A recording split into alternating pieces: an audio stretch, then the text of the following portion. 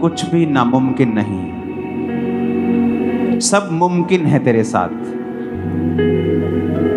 मैं अपने केस को तेरे हाथों में सौंपता हूं। तू मेरी चिंता मुझसे ज्यादा करता है। फिर से कहो, यीशु मसीहा है तू। यीशु प्रभु यीशु मसीह के सामर्थी नाम में मांगते हैं। आप जानते हैं कि प्रभु ने बड़ी एक आई ओपनिंग बात मुझसे की पिछले हफ्ते। प्रभु ने कहा कि अगर लोगों को यह मालूम है कि जब उनको पेट की दिक्कत होती है वो घर बैठ के रोते नहीं रहते, पेट के डॉक्टर के साथ अपॉइंटमेंट बुक करते हैं और पेट के डॉक्टर को दिखा देते हैं। जब उनको आंखों की दिक्कत होती है वो आंखों के डॉक्टर के पास चले जाते हैं। आप घर बैठ के रोते नहीं रहते कि मेरी आंखें खराब है, मेरी आंख। आप जाते हैं और डॉक्टर के पास चले जाते हैं। पर जब एक क्रिश्चियन को प्रॉब्लम होती है वो घर बैठा रोता रहता है। अगर उसे हीलिंग चाहिए तो परमेश्वर ने लोग ठहराए हैं जिनके पास हीलिंग का वरदान है, वो उनके पास नहीं जाते, इसलिए वो रोते रहते हैं। इसीलिए प्रभु उनको बाइबल में बच्चा कहता है, मंदबुद्धि और मूर्ख कहता है, कि उन्हें सांसारिक बातों की तो नॉलेज है कि अगर मेरे फाइनेंस में गड़बड़ है तो मुझे अच्छे सीए के पास जाना है, अगर मेरे मकान में कोई दिक्कत है तो मुझे मिस्त्री के पास जाना है, मेरे साउंड में कुछ दिक्कत है तो मैं अच्छी टीम बुलाऊंगा दिल्ली से साउंड की, मुझे चेक करे।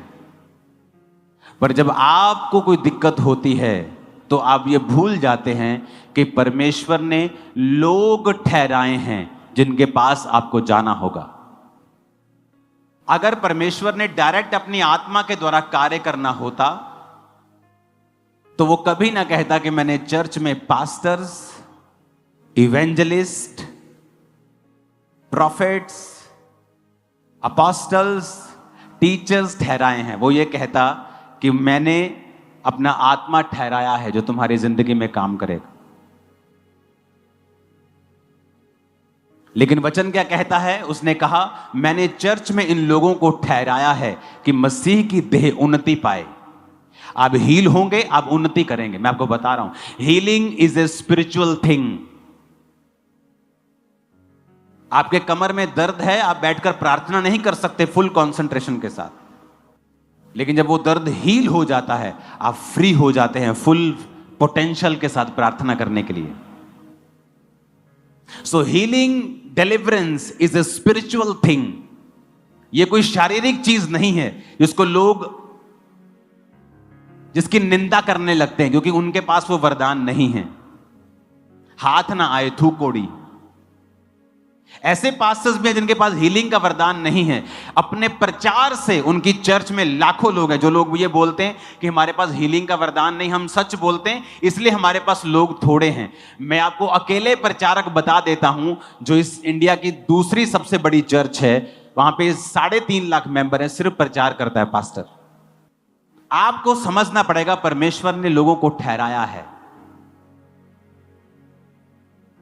अगर आप जीवित चर्च का हिस्सा नहीं हैं, आप परमेश्वर को कंप्लेंट नहीं कर सकते, क्योंकि परमेश्वर ने तो कहा है कि मैंने तो उन लोगों को ठहराया है। तुझे हीलिंग चाहिए, जा। डिलीवरेंस चाहिए, जा। आज प्रोफेटिकली मैंने आपको एक बात बताई है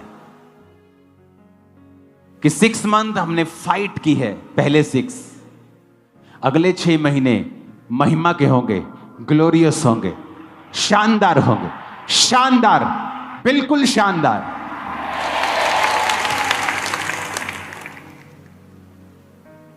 लोगों को लगता है शायद फेसबुक से नाम पढ़ के प्रोफेसी करना प्रोफेसी है, वो प्रोफेसी नहीं है।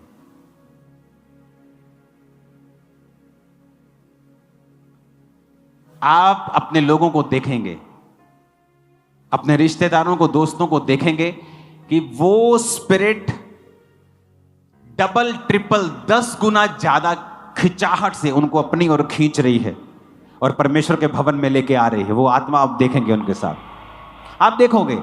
ये प्रोफेटिक वर्ड है जो मैं आपको दे रहा हूं। जैसे जैसे टेक्नोलॉजी बढ़ेगी, एविएशन में बहुत सी नई टेक्नोलॉजी आप देखोगे। फ्यूचर तो ऐसा होगा कि जहाज क्रैश होने की घटनाएं 0.something% पे आ जाएंगी, इतनी कम हो जाएंगी। टेक्नोलॉजीज ऐसी होंगी कि किसी को बंदूक से मारने की जरूरत नहीं पड़ेगी, आप उसको दूर से बिना बंदूक से मार पाएंगे। और लोगों का डिप्रेशन हाईएस्ट लेवल पे होगा। छोटे छोटे बच्चे भी डिप्रेशन का शिकार होंगे फ्यूचर में। और इसीलिए परमेश्वर की ओर लोग ज्यादा होंगे, विरोध भी ज्यादा होगा, अंधेरा भी ज्यादा होगा और उजाला भी ज्यादा होगा। आपके बच्चे चमकेंगे तारों की तरह और लोगों को सिखाएंगे।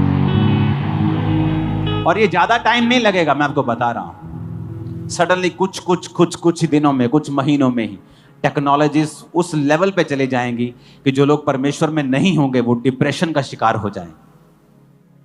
क्योंकि आज अगर उसको सेफ्टी चाहिए, वो अपने घर में जा सकता है, अपनी बख्तरबंद गाड़ी में जा सकता है, लेकिन फ्यूचर में ये भी चीजें सेफ नहीं होंगी।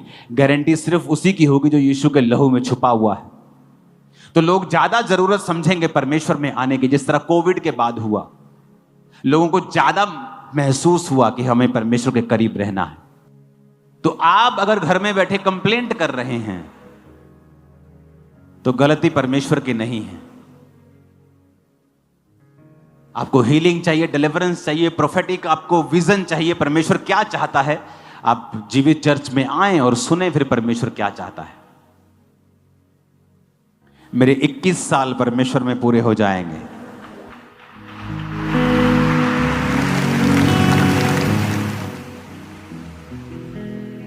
मुझे ऐसा लगता है मैं कल परमेश्वर में आया था। मुझे लगता ही नहीं मैंने 21 साल बिता लिए हैं परमेश्वर में। जब मैं प्रभु में आया था मैं 19.5 साल का था। आपको यह बात समझनी ही पड़ेगी। तैयार हो इस मीटिंग के लिए? यह आम मीटिंग नहीं होगी। आप इस मीटिंग में इतनी फायर को रिसीव करके जाओगे ना, आप लोगों को हील कर सकोगे, आप हाथ रखोगे तो। मैं आपको बता रहा हूं, जो इस चर्च के रेगुलर मेंबर्स हैं ना, वो ऑलरेडी अनॉइंटेड है। मैं आपको बता रहा हूं, ऑलरेडी आपके अंदर मसा है, आपको चाहे ना मालूम हो। तो परमेश्वर ने ऐसे लोग ठहराए हैं जिनके पास आपको जाना है। इस मीटिंग में खासतौर जो बड़ी मीटिंग्स होती हैं, चाहे आप ब्रांच में जाते हैं, अगर पवित्र आत्मा आपकी अगुवाई करता है कि आपको मेन ब्रांच में आना है, हेड चर्च में आना है, तो जरूर आए। कई बार पवित्र आत्मा आपकी अगुवाई करता है कि वहां जाओ। कई बार आप जाते हैं ब्रांच में, ओके है, लेकिन कई बार होली स्पिरिट आपकी अगुवाई करता है अंदर से और आप उस बात को इनकार करते रहते हैं। क्योंकि कई बार परमेश्वर ने कुछ एक्स्ट्रा काम आपकी लाइफ में करना होता है। तो इसलिए मैं ये बता रहा हूं कि आपको मालूम हो कि पवित्र आत्मा जब आपसे बात कर रहा है किसी विषय में, आपको ऐसा ना लगे कि मेरा मन आपसे बात कर रहा है। क्योंकि विश्वासियों से परमेश्वर बहुत ज्यादा बात जब नहीं करता या उनको पहचान नहीं होती परमेश्वर की आवाज कौन सी है, मन की कौन सी है, तो वो सोचते हैं कि शायद उनके मन में ये बात आ रही है। लेकिन कई बार मन में नहीं आ रही होती, वो परमेश्वर का आत्मा उनसे बात कर रहा होता है।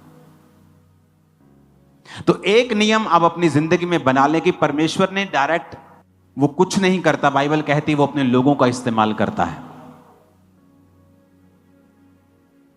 तो अगर आपको हीलिंग चाहिए, स्पिरिचुअल लोगों के साथ संगति करें, उस चर्च का हिस्सा बने जहां हीलिंग पावर अवेलेबल है। मैं हील हुआ कि नहीं हुआ यह बात अलग है, लेकिन अगर एक कैंसर वाला हील हो रहा है, एक HIV वाला हो रहा है, तो सब हो सकते हैं, क्योंकि वो ग्रेस उस चर्च के ऊपर अवेलेबल है। एक के बेबी हो रहा है, 2 को हो रहे, 3 को हो रहे, इसका मतलब ग्रेस अवेलेबल है। ऐसा कैसे हो सकता है कि आप ले हैंड करवाएं, आपको हल्का महसूस हो, आप सब कुछ उठा रहे हैं, आप अगले दिन 2 दिन बाद वापस जा रहे हैं, आप प्रेग्नेंट हैं? ऐसा कैसे? आपकी फैलोपियन ट्यूब ब्लॉक है, आपको HIV है, सब कुछ नेगेटिव लाइफ में बुरा चल रहा है, आप चर्च में बैठे हैं 3 साल से, समथिंग एक दिन समडे प्रेयर होती है, आप पेट पे हाथ रखती हैं, आपको गर्म महसूस होता है, अगले महीने में आप प्रेग्नेंट होती हैं। ऐसा कैसे हो सकता है? आपका बेबी, आपका हस्बैंड, आप HIV फ्री हैं, ऐसा कैसे हो सकता है? एक इत्तेफाक हो सकता है, 2 हो सकते हैं, 20,000 इत्तेफाक नहीं हो सकते। एक संडे कम से कम आप 20-25 गवाहियां रेगुलर सुनते हो, 70 से 100 गवाहियां आप इंस्टेंट सुनते हो। थर्सडे मिला लो, पूरा महीना मिला के आप 800 से 1000 गवाहियां सिर्फ यहां सुनते हो। बन्नी कितनी है वो पता नहीं कितने हजार में। एक साल में क्या 25,000 इत्तेफाक हो सकते हैं? एक को जोश चढ़ गया, 2 को चढ़ गया, 25,000 को जोश चढ़ गया। 25,000, अगर 25,000 गवाहियां लोग दे रहे हैं तो वो सचमुच परमेश्वर कर रहा है। पहला शमूएल 22 उसकी 1 आयत में लिखा है, दाऊद वहां से चला और बचकर अदुल्लाम की गुफा में पहुंच गया। यह सुनकर उसके भाई, उसके पिता का समस्त घराना उसके पास गया। कब की बात है ये तब की बात है जब दाऊद की जिंदगी में फाइट चल रही थी। शाऊल उसकी जान के पीछे लगा हुआ था, मारने के लिए उसका पीछा कर रहा था। इस आयत से पहले दाऊद के ऊपर 3 बार भाला चलाकर फेंका गया था। कभी वो लकड़ी में धंस जाता था, 2 बार दाऊद बच जाता था। दाऊद को मारने की कोशिशें की गई थी 5 से 6 से 7 बार। अब दाऊद को मालूम हो चुका था शाऊल उसको मारना चाहता है। शाऊल का बेटा योनाथन उससे प्यार करता था और उसको हमेशा बचाता था। मैं आपको बैकग्राउंड इसलिए बता रहा हूं कि आपको मालूम हो कि परमेश्वर का आत्मा आत्मिक रीति से किस तरह से आपकी लाइफ में काम करता है। इस समय दाऊद की कंडीशन यह थी कि यह मसा हो चुका था शमूएल नबी के द्वारा, पर अभी तक आत्मा में सब कुछ मिल रहा था, शारीरिक रूप में कुछ भी फर्क नहीं था। जिस तरह एक भाई आके कहता है कि मैं आता रहा चर्च में, HIV वैसे ही था, फैलोपियन ट्यूब्स भी वैसे ही ब्लॉक थी। हां, आत्मा में मेरा विश्वास बढ़ गया, आत्मा में मेरी तरक्की हो गई, मैं परमेश्वर में विश्वास करने लगा, मैंने पाप छोड़ दिया, मेरी आत्मिक जिंदगी अच्छी हो गई। अभी आत्मा में फर्क पड़ रहा है, शरीर में कुछ नहीं हुआ। यह दाऊद का वो पीरियड था, वो समा था कि जब आत्मा में सब कुछ हो रहा है लेकिन शरीर में कुछ नहीं हो रहा। और अब वो ऑफिशियली भगोड़ा हो चुका है। पहले वो शाऊल के सामने रहता था, शाऊल पर दुष्ट आत्मा चढ़ता था, वो वीणा बजाता था, गाता था, शाऊल चंगा हो जाता था। अगले संडे से आपको स्पेशल मैं टीचिंग देने वाला हूं, मिस मत करना। चंगा होता था तो शाऊल को अच्छा लगता था। बीच बीच में दुष्ट आत्मा शाऊल पे अटैक करता था और वो जेलसी करता था दाऊद से, और बीच बीच में उसको मारने के लिए भाला चलाता था। वो डेंजरस थिंग कि आप किसी के सामने मिनिस्टर कर रहे हैं और शाऊल उस पे भाला चला रहा है, और हर बार वो बच जाता था। अब बात इससे आगे चली गई थी। अब वो ऑफिशियली भगोड़ा था, यानी उस देश से ही भाग चुका था। कुछ हुआ, क्या हुआ? 2 आयत में कुछ हुआ, देखेंगे। मैं 1, 2, 3 पढ़ूंगा, क्वायर के साथ और कलीसिया के साथ हम मिलके पढ़ेंगे। पहला शमूएल 22 की 1 हमने पढ़ ली है कि दाऊद वहां से बचकर गुफा में पहुंचा अदुल्लाम की। 2 आयत को हम पढ़ेंगे, 1, 2, 3। और जितने संकट में पड़े थे और जितने ऋणी थे और जितने उदास थे, वे सब उसके पास इकट्ठे हुए। सब ऊंची आवाज़ बोलो, बोलो। जितने कर्जाई थे, जितने उदास थे, और जितने मुसीबत में थे, और वह उनका प्रधान हुआ। एक मिनट, दाऊद के पास कौन लोग आए? जितने संकट में थे, दूसरे करजाई, तीसरे उदास। क्या कलीसिया मिली है दाऊद को, हैं? कि जितने मुसीबत के मारे, जितने संकट के मारे, जितने करजाई, सब दाऊद के पास चले गए।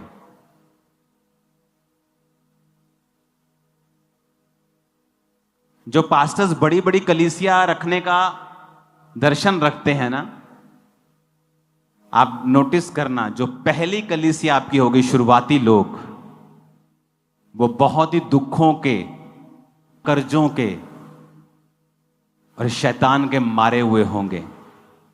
पर उन लोगों को देखकर कभी ये अंदाजा मत लगाना, क्योंकि ये लोग जो करजाई थे, ऋणी, करजाई, उदास थे, संकट में थे। जब दूसरा शमूएल में आप पढ़ते हैं, सारे के सारे दाऊद के योद्धा बन चुके थे, कर्जों से आजाद हो चुके थे, मुसीबत से आजाद हो चुके थे, और कोई भी उनमें से उदास नहीं था। It's a perfect demonstration, perfect उदाहरण है कि अगर आप ऐसे व्यक्ति के साथ जुड़ेंगे जो दर्शन में हो। अभी दाऊद की जिंदगी में भी कोई बड़ा काम नहीं हुआ है, लेकिन वो आत्मिक है, स्पिरिचुअल मैन। जब मैंने खामरा चर्च स्टार्ट की थी, क्या था मेरे पास? कुछ नहीं था मेरे पास। मैं अपना बिजनेस करता था, एक बिजनेसमैन था मैं। लोग आते थे, मैंने गरीब है, अमीर है, डोंट वरी, वचन। आज वही लोग हैं जो लाखों की सपोर्ट कर रहे हैं हर महीने चर्च की। वही लोग सेम सालों से आ रहे हैं यहां, आज भी जानते हैं मुझे, मैं मिलता हूं उनसे और खुशी होती मुझे। पुराना मेंबर देखता हूं मैं, खुशी होती मेरे को। पता नहीं कहां पीछे पीछे बैठे रहते ये लोग, कभी कभी मिल जाते हैं, लेट आते हैं, कभी उधर बैठ जाते हैं ओवरफ्लो में। अब यहां पर वो ऋणी थे, ऋणी रहे, संकट में थे, संकट में ही रहे, उदास थे, उदास ही रहे, जब तक वो दाऊद के पास नहीं आए। क्या वो परमेश्वर को नहीं मानते थे? मानते थे। क्या वो प्रभु से प्यार नहीं करते होंगे? करते होंगे। लेकिन फिर ऐसा क्यों था? क्योंकि बाइबल कहती है, मैं तुम्हारे लिए अपने मन के अनुसार चरवाहे ठहराऊंगा जो तुम्हारी चरवाही करेंगे। आज आपकी स्पिरिचुअल लाइफ आप देखेंगे ना, आप मोटे हो चुके हैं, तगड़े हो चुके हैं अपनी स्पिरिचुअल लाइफ। शरीर में हम सब वेट लूज कर रहे हैं, लेकिन आत्मा में हम वेट लूज नहीं कर रहे हैं। ये लोग करजाई के करजाई रहे, संकट में थे, संकट में ही रहे, जब तक ये दाऊद के पास नहीं आए। आप क्यों विश्वासी हैं? जब तक आप एक जीवित चर्च का हिस्सा नहीं हैं, मैं आपको बताता हूं, आपकी मुसीबतें खत्म नहीं होंगी। क्योंकि परमेश्वर ने आपको एक दर्शन का हिस्सा बनाना है। दाऊद के ऊपर एक दर्शन था कि मेरे मन के अनुसार जो राजा होना चाहिए वो दाऊद है। दाऊद को एक टीम चाहिए जो दाऊद के आगे आगे काम करे। मैं दाऊद से बात करूंगा, दर्शन दाऊद को दूंगा, दाऊद मेरे लिए काम करेगा, ये टीम दाऊद के लिए काम करेगी। जब तक वो टीम दाऊद के लिए काम नहीं करेगी, मैं इनको संकटों से आजाद नहीं करूंगा। मैं आपको सैकड़ों लोग बता सकता हूं जो एक समय सेवा में थे और भाग गए, आज मुसीबतों में हैं, और मुसीबतें छोटी नहीं है उनकी लाइफ में। और उन्हें लगता है ले हैंड से या एक मैसेज से या सॉरी मांगने से हमारी मुसीबतें खत्म हो जाएंगी। नहीं होंगी, क्योंकि परमेश्वर ने एक दर्शन दिया है। दाऊद को एक दर्शन दिया था कि दाऊद, मैं तुझे राजा बनाऊंगा, क्योंकि तू मेरे मन के अनुसार चलने वाला है, तू मेरी प्रजा को आगे लेके जाएगा। ये मेरा दर्शन है। जितने लोग तेरा दर्शन में साथ देंगे, उनकी सारी पर्सनल मुसीबतों को मैं उनकी जिंदगियों से दूर करूंगा, क्योंकि मैं तेरे संग हूं उस दर्शन के कारण जो मेरा तेरे सिर के ऊपर है। अगर ये कर्जाई रोते रहते तो रोते रहते, संकट में रहते तो संकट में रहते। उन्होंने फैसला किया हम दर्शन के साथ जुड़ेंगे। एक अविश्वासी को पता है संगति रंगति को लेके आती है, अच्छी संगत अच्छी रंगत अविश्वासी को पता है। लेकिन एक विश्वासी कौन सी जगह जा रहा है जो उसके घर के नजदीक है, उसको किराया नहीं भरना। यहां थे इंडिया में 20,000 की नौकरी के लिए 1 घंटा जाते थे, बस में 1 घंटे से वापिस आते थे, हर संडे चर्च में होते थे। फॉरेन में चले गए, शनिवार भी काम करते, संडे भी काम करते हैं। और अगर बोलो ब्रांच जाते हो, नहीं, very far from my house पापा जी, साढ़े को 2 घंटे दूर है ब्रांच। 2 घंटे कैसे? पैदल नहीं, गाड़ी में 2 घंटे सिर्फ।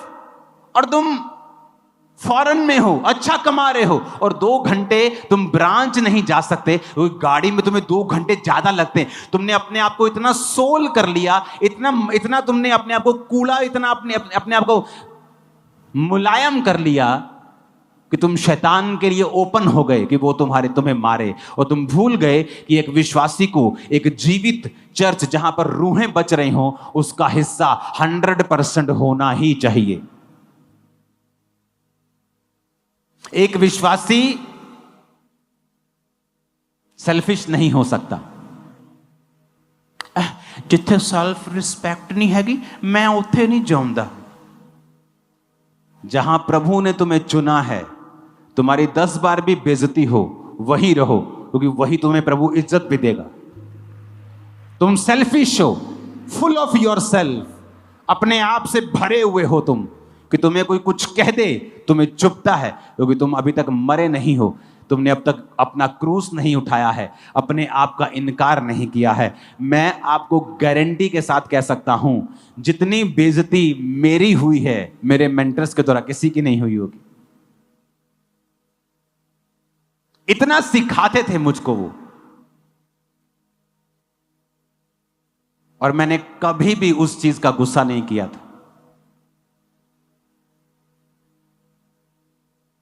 मैंने अपने पास्टर से उसकी अपनी टी-शर्ट मांगी थी, और मैं उसके ऑफिस के बाहर 8 घंटे तक रहा था। टी-शर्ट लेके निकला, मैं भी ढीठ था, मैंने कहा जाना ही नहीं, आज लेके ही जानी टी-शर्ट।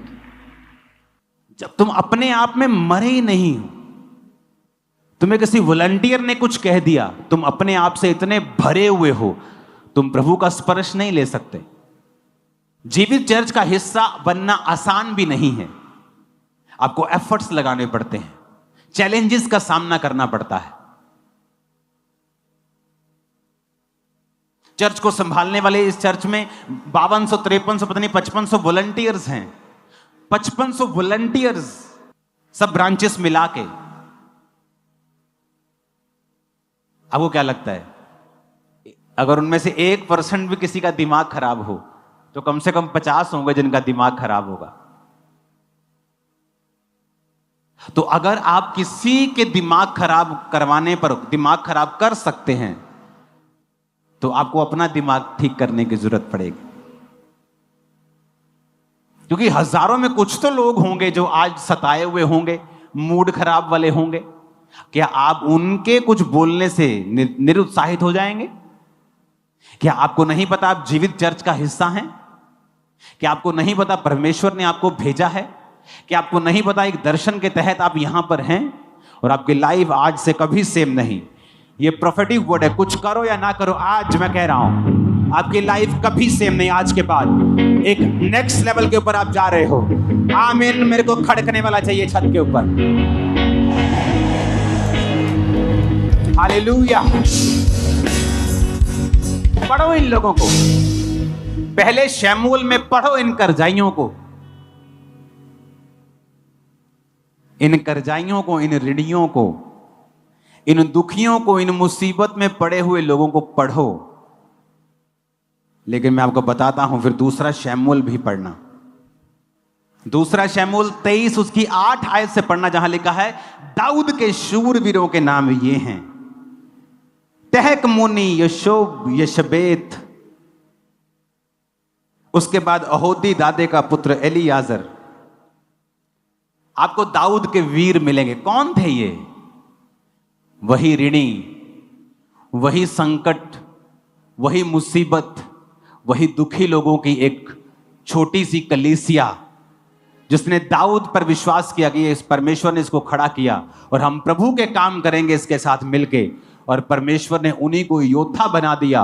कुछ ही समय की बात है, आप एक बड़े योद्धा के रूप में जाने जाएंगे, आप एक बड़े बिजनेसमैन के रूप में जाने जाएंगे, एक बड़े पास्टर्स के रूप में भी जाने जाएंगे। आमीन। मेरे को खड़कने वाला चाहिए। इस कलीसिया में सिर्फ विश्वासी नहीं आते, पास्टर्स, प्रॉफिट्स, अपोस्टल्स सब आपके बीच में बैठे हैं। बड़े काम करोगे आप, बड़े काम करोगे आप। फाइनेंस की समस्याएं आपको नहीं होंगी यीशु मसीह के नाम में। हालेलुया। संगति एक अविश्वासी को भी पता है, संगति ही रंगत को लेके आती है, लेकिन विश्वासियों को नहीं पता। इसलिए तो परमेश्वर ने नाराजगी जाहिर की है बाइबल में। कहता जो अन्य जाति हैं, जो हनेरे की संतानें हैं, तुमसे ज्यादा चालाक हैं, तुम बोंधू हो, तुम बुद्धू हो, तुमसे ज्यादा चालाक है वो। उन्हें पता है आंख की प्रॉब्लम है, 2 मिनट में फोन पे बुक करेंगे आई डॉक्टर। गले की दिक्कत है, चलो ENT डॉक्टर के पास चलते हैं। लेकिन तुम्हें नहीं पता कहां जाना है, तुम अभी भी प्रभु के सामने बैठ के रो रहे हो, और प्रभु कहता ए भाई, मैंने चर्च में लोगों को ठहराया है, हीलिंग चाहिए तो जा वहां जहां हीलिंग हो रही है, मैं तो हीलिंग कर रहा हूं, तू नहीं जा रहा। जा जहां डिलीवरेंस हो रही है, मैं तो कर रहा हूं। जा जहां पे परमेश्वर अपने दासों के द्वारा बात करके प्रोफेटिकली आपको बता रहा है कैसे तैयार रहना है फ्यूचर के लिए, मैं तो बता रहा हूं, तू ही नहीं जा रहा। पहला शमूएल 19:18 से 24 में लिखा, जब शाऊल भागा जाता था दाऊद के पीछे उसको मारने के लिए, तो दाऊद एक जगह पहुंच गया। तो शाऊल ने क्या किया? शाऊल ने अपने दूत भेजे। कहता वो शमूएल नबी के पास चला गया, दूतों को भेज के उनको बुलवा लो। जैसे ही दूत गए वहां पे शमूएल नबी के पास जहां दाऊद था, लिखा वो भी नबूवत करने लगे, प्रोफेसी करने लगे। उसने दूसरा दल भेजा, वो नबूवत करने लगे, सारे दल नबूवत करने लगे। शाऊल आप चल पड़ा, कहता मैं जाना देखदा की कर दे। जैसे ही शाऊल वहां पहुंचा, दुष्ट आत्मा उसमें से निकल गया, प्रभु का आत्मा शाऊल पर चढ़ा और वो कपड़े उसके राजा के कपड़े खोल के वो नबूवत करने लगा। संगति शमूएल की अराउंड इतना मसा था कि आम व्यक्ति भी उस मसे में प्रोफेसी करने लगता था। इतनी अनॉइंटिंग थी उसकी लाइफ में। मैं आपको यह सच कह रहा हूं, प्रभु की आत्मा से अगर आप लंबे समय से चर्च को अटेंड कर रहे हैं, आप हाथ रखेंगे रोगी चंगे हो जाएंगे। आप करके देख लो, वचन कहता है तो रोगियों पे हाथ रखा रोगी चंगे हो जाए। किन को कहता है? जो विश्वासी हैं। इसलिए नहीं कि आप इसी चर्च के मेंबर, मैं इसलिए कह रहा हूं कि मुझे इस बात का यकीन हो जाए, अगर आप एक जीवित चर्च का हिस्सा है तो आपने इतने महीने इतने साल वचन सुन लिया है, आपने पाप के बारे में आपको मालूम है, आप उससे दूर होंगे, आप प्रार्थना करने वाले होंगे। इसलिए मैं आपसे कह रहा हूं, आप रोगियों पे हाथ रखेंगे चंगे हो जाएं, क्योंकि आप ऐसी संगति में हैं। जाओ अपने मुसीबत से भरे हुए दोस्त से बात करो, तुम 3 बार उससे मिल लो, उसकी जिंदगी बदल जाएगी, मैं आपको दावा करता हूं। जाओ अपने ऐसे रिश्तेदार से मिल लो जो दुखी है, 4थी मीटिंग में उसके जीवन में काम ना हुआ तो मेरे को बोलना। तुम्हारे अंदर प्रभु का आत्मा है, मसा है। वचन अकेला नहीं काम करता, पवित्र आत्मा का अभिषेक और उसकी प्रेजेंस जब होती है तुम वचन बोलते हो, वो छेदती है अगले व्यक्ति को, वो जल्दी कन्विंस होता है। पुराने समय में काउंसलिंग्स होती थी लोगों की, ये नहीं जो आप आते हो काउंसलिंग ले, वो अलग काउंसलिंग, फेथ काउंसलिंग। उनको यीशु मसीह के बारे में सिखाया जाता, बड़ी काउंसलिंग्स होती थी कि वो विश्वास में आ जाए। जब मसा उतरा चर्च के ऊपर और रोगी चंगे होने लगे, फेथ के लिए किसी काउंसलिंग की जरूरत नहीं। यहां बैठे बच्चे को भी पता है यीशु मसीह जीवित परमेश्वर है, गवाहियां बताती हैं वो जीवित परमेश्वर है। वो भी दल नबूवत करने लगे। शाऊल ने सोचा होगा अच्छा लगता है स्पिरिचुअल आदमियों को भेज दिया है, और दूसरे बंदे भेज, कड़क दे जरा। वो कड़क आदमी भेजे, प्रोफेसी करने लगे। तीसरे भेजे, प्रोफेसी करने लगे। शाऊल खुद गया, प्रोफेसी करने लगा। वो ऑरा, वो एटमॉस्फेयर। आप परफ्यूम की दुकान पे काम करते हैं ना, परफ्यूम मत लगाओ, शाम को वहां से निकलोगे तुम खुद परफ्यूम, तुमसे स्मेल आएगी। कभी किसी को दिखाया है, कभी किसी को दिखाया, सारे दिन में वो तुम पे भी चढ़ गया है। अनॉइंटेड संगतियां करने से चाहे तुम पर हाथ ना रखा जाए और स्पेशल परफ्यूम ना लगाया जाए, पर तुम परफ्यूम से महक रहे हो, यह बात पक्की है। यूज करो इसे जब जरूरत हो, डरो मत। मैं नहीं कहता हर एक जन पे ले हैंड कर दो, तो पवित्र आत्मा से पूछो, सब पे ना मत करो, सबको मना मत करो, सबको हां मत करो। आप लोग, कुछ व्यक्ति आपको टेम्प्ट करते हैं जानबूझ के, शराब पी रहे होंगे, उनको ले हैंड से कोई मतलब नहीं, वैसे बोलेंगे प्रार्थना कर दो मुझ पे, ऐसे ही, वो अलग इशू है। पर आप में मसा है, ये 100% करेक्ट है, क्योंकि आप उस दर्शन का हिस्सा है जहां परमेश्वर वैसे ही कार्य कर रहा है। अपने पड़ोसी को बोलो, ऐसी संगति में जा जैसी रंगती, जैसी रंगत तू देखना चाहता है। आमीन, आमीन। कितने समझ रहे हैं इन बातों को? इंपॉर्टेंट है आपके दूसरे लोगों को भी यह वचन देना। आपके फेलो क्रिश्चियंस जो आपके साथ काम कर रहे हैं, आपकी सेम प्लेस के ऊपर, उन्हें बताएं कि क्यों जरूरी है एक दर्शन के साथ जुड़ना। वो पास्टर जो आज दुनिया का सबसे बड़ा स्टेडियम बना रहा है, दुनिया का सबसे बड़ा स्टेडियम आज से कुछ महीने बाद एक चर्च होगी।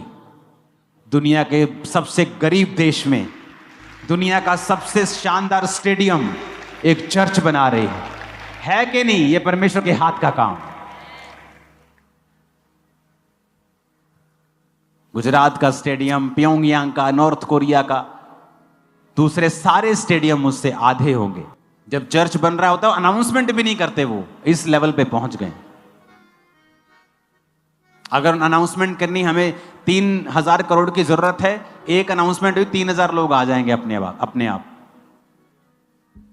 तो किसी ने पूछा कि ऐसा कैसे कि आपके लोग इतने खुले हैं? आपको अमीर लोग दिए परमेश्वर ने? कहता नहीं, जब मैंने चर्च शुरू की सबसे गरीब, सबसे मरे हुए लोग मेरे पास आए थे और मैंने उन्हें सिखाया है हेल्प करनी है।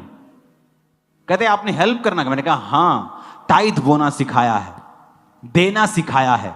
आज वही लोग थे जो कर्जाई थे, गरीब थे, आज वही लोग इस चर्च को बना रहे हैं और वही लोग अमीर हो चुके, प्लस हो चुके।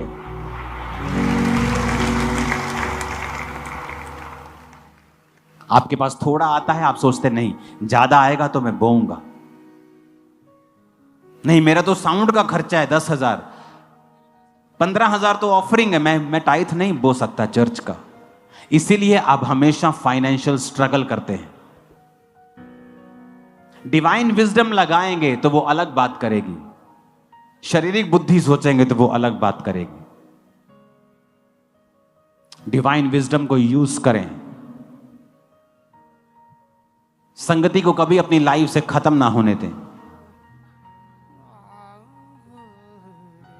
मैंने अपनी जिंदगी में कई चीजों के लिए बहुत ले हैंड करवाए, लेकिन वो समय पे गई। कुछ ले हैंड से इमीडिएटली आराम आया, कुछ ले हैंड से 2 महीने में, और कुछ ले हैंड से बहुत देर बाद।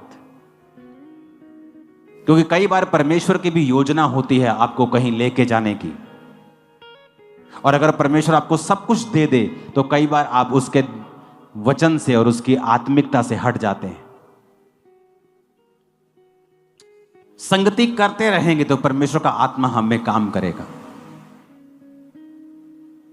अपने पड़ोसी को बोलो, बोलो जितने संकट में थे, जितने कर्जाई थे, जितने उदास थे, सब दाऊद के पास इकट्ठे हुए। मैं उनका प्रधान हुआ और वो 400 पुरुष थे, और सारे के सारे दाऊद के योद्धा बन गए, कर्जों से आजाद हो गए, संकट से निकल आए, उदासी चली गई। अपने हाथों को उठाओ, भविष्यवाणी करता हूं आपकी उदासी चली जाएगी, कर्जा चला जाएगा, मुसीबतों से तुम आजाद हो जाओगे। आमीन। 7 बार ये आशीष आपकी।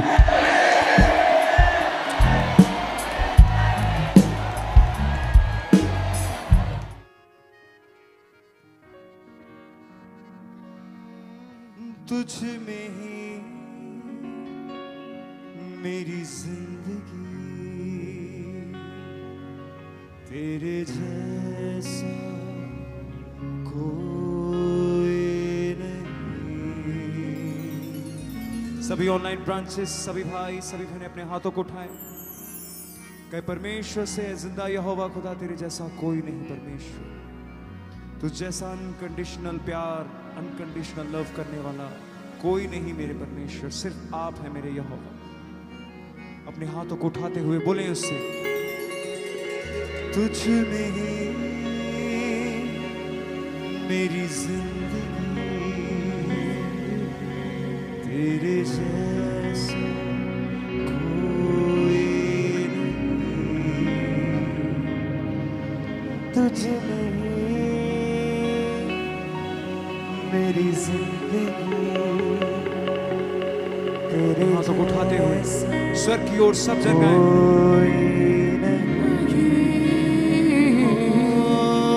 तुझ में ही मेरी हर खुशी,